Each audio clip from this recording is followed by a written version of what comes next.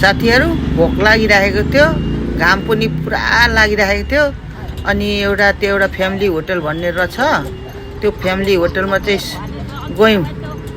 अनि त्यहाँ फ्यामिली होटलमा गएर चाहिँ नास्ताहरू बनाउनु लायौँ।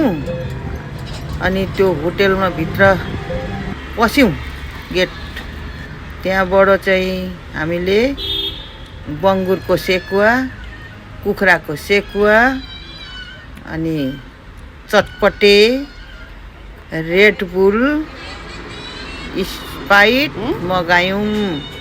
अनि त्यहाँदेखि बसेर चाहिँ मजाले खायौँ। अनि खाएर चाहिँ हामी फेरि त्यहाँबाट निस्केर गयौँ।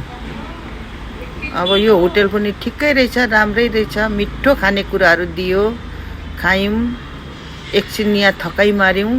अनि त्यहाँबाट चाहिँ हामी निस्केर घरतर्फ आयौँ।